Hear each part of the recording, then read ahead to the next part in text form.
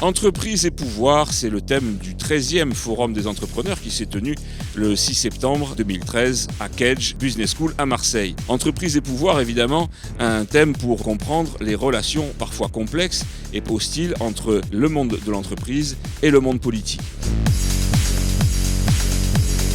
Un thème décliné à travers un certain nombre d'ateliers auxquels ont assisté plus de 2000 participants face à une quarantaine d'intervenants d'envergure nationale qui ont planché sur des questions aussi variées que les hommes politiques aiment-ils l'entreprise, avec des intervenants de prestige comme Xavier Bertrand, l'ancien ministre, ou encore Daniel Cohen, l'économiste, et des entrepreneurs plus locaux.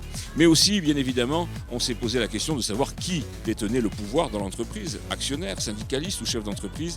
Là encore, les entrepreneurs ont débattu tout au long de la matinée. Et puis, naturellement, toutes les questions entre les relations entre l'État, les syndicats, le patronat. Bien évidemment, les entrepreneurs doivent-ils ou pas faire de la politique? Autant de questions qui se sont succédées lors de ce forum des entrepreneurs qui, cette année encore, a connu un très vif succès.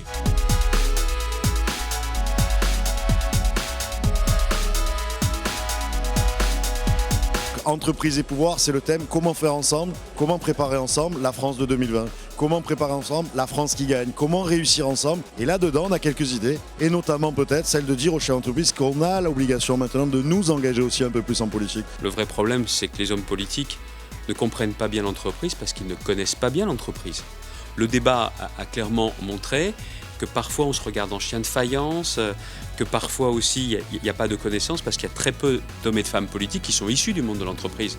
En clair, les hommes politiques doivent certainement aimer davantage l'entreprise et les entrepreneurs doivent peut-être aussi s'intéresser davantage à la politique.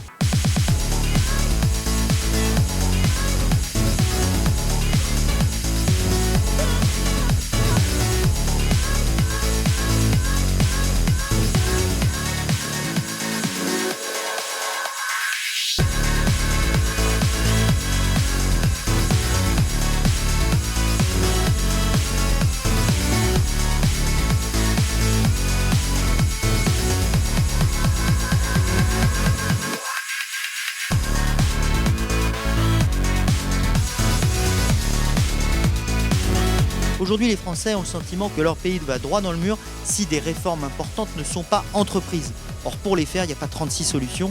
Il faut réunir autour de la table les partenaires sociaux, les syndicats d'entreprise et ceux de salariés pour parvenir à des accords. Donc, j'ai plutôt un message d'optimisme à faire passer, même si la manière dont se déroulent les choses jusqu'à présent, du point de vue de la visibilité médiatique qui en est donnée, de l'interprétation qui en est faite, elle est encore un peu décevante. On va aller dans la bonne direction, c'est certain. Il faut des leaders qui ont le courage de prendre des grandes décisions, des entrepreneurs. Et c'est bien de revisiter un peu, et je pense que j'ai voulu témoigner en ce sens-là, revaloriser le rôle de l'entrepreneur qui a le courage de prendre des décisions, parfois dans des environnements très difficiles, en fonction de tous ces acteurs.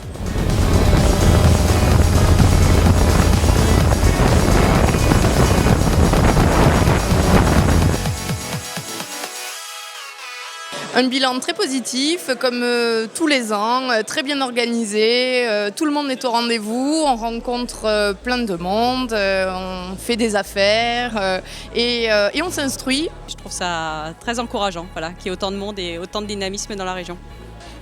Ces journées-là permettent en un seul lieu de favoriser à nouveau l'échange, mais aussi les idées et de se recentrer un petit peu de mieux se sentir dans sa position de chef d'entreprise.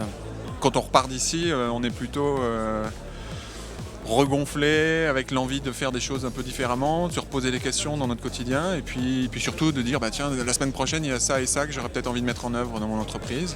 Alors, je suis ravie de cette journée qui m'a permis de rencontrer énormément de monde. C'est toujours bien de commencer la rentrée avec cette manifestation qui réunit plus de 2000 personnes et qui est organisée de manière magnifique.